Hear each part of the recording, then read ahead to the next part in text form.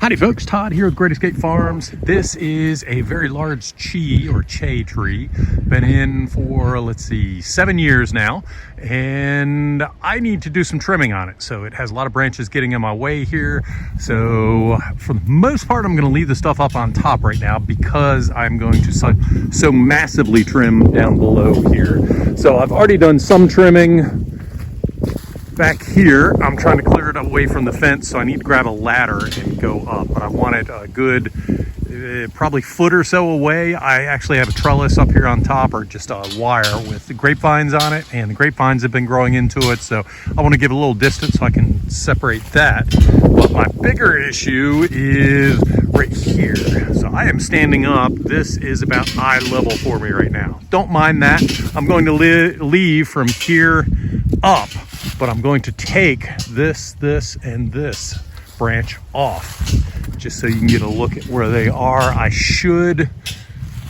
I'll have a little bit of a hole on the far side over there, but I see a branch right here that's going to go over. My goal is to have the ultimate shape here eventually, probably not going to happen right now, is to look like an umbrella, if you will. So I can walk under it and just have an umbrella shade underneath and just reach up and pick fruit from down below. So, okay, we are all trimmed up.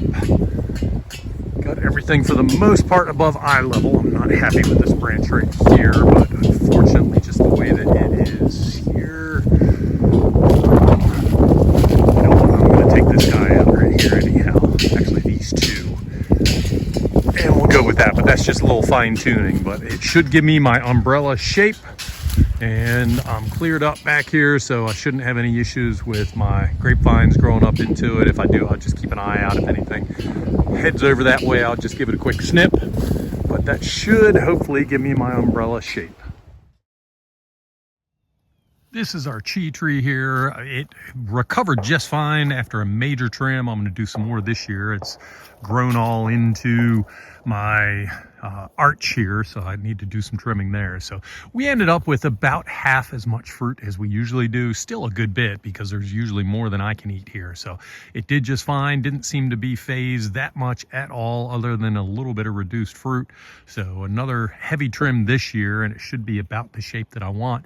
I do have some I think you call them water sprouts that went way high here. So I will remove those later on in the winter, and I'll actually use that as scion wood to graft onto some Che and sell that in my nursery next year. But definitely winter time is the time to prune the Che tree. So that's it for this video. Thank you very much for tuning in, and I hope you have a wonderful day.